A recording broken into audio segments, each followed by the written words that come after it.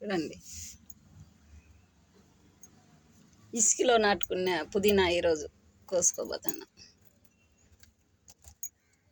ఇసుకలో కొమ్మలు పెడితే వచ్చింది పుదీనా. చూడండి, ఇసుకలోనే ఉండదు. చూడండి,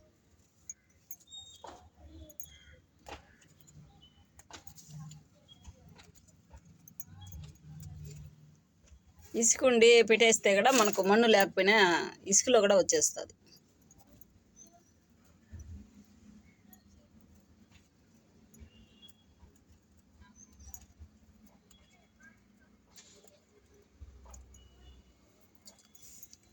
చూడండి ఫ్రెండ్స్, మనకు ఇసుకలోనే ఎట్లా వచ్చిందో.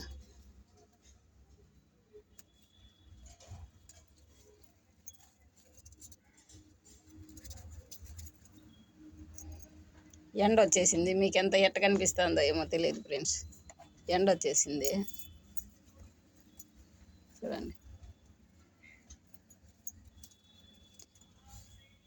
ఎంత ఉందో. చూడండి ఇక్కడక్కడ.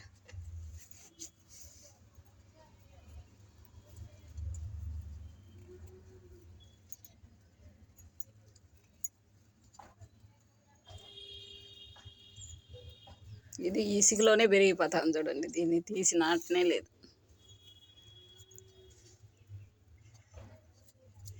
మనకు మన్ను లేకపోయినా ప్రస్తుతానికి ఇసుకలో నాటుకొని కూడా మళ్ళీ మన్ను ఉంటే కూడా నాటుకోవచ్చు, లేదంటే ఇసుకలోనే కూడా నాటుకోవచ్చు. చూడండి, ఇసుకలోనే పెద్ద పోతాండాయి. చూడండి, ఇసుకే మీకు నాటినప్పటి నుంచి చూపించాను ఫ్రెండ్స్. పాత వీడియోలు చూస్తే మీకు తెలుస్తుంది. పెద్ద వీడియోలు కూడా చూడండి ఫ్రెండ్స్. నావి కూరగాయలు అంతా బాగా టమాటాలు, వంకాయలు అంతా కోస్తా ఉన్నాను, పెట్టుండాను. చూడండి ఫ్రెండ్స్, ఈ మాదిరి మిద్ది పైన మనం అన్నీ చేసుకోవచ్చు. చూడండి ఫ్రెండ్స్, పుదీనా ఎలా వచ్చిందో.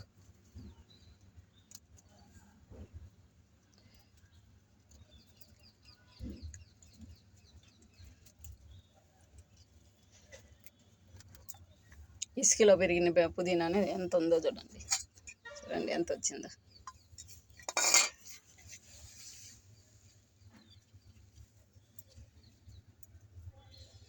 మరుం కూడా చూడండి ఎట్లా ఎలా పెరిగిపోతా ఉందో. మరుం తీసి ఇంతవరకు నాటనే లేదు. చూడండి, ఏడవగా ఇది నాటుకునే. చూడండి, దానిమ్మ చెట్టు ఇంతకుముందు పెద్ద మొక్క అయినాక చనిపోయింది, అందువల్ల ఇత్తనం దీంట్లో కూడా వేసిన.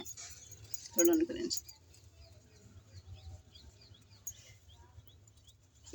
మీకు ఇంట్రెస్ట్ కలుగుతుందని వీడియో తీస్తాను ఫ్రెండ్స్. చూడండి, మొక్కల పైన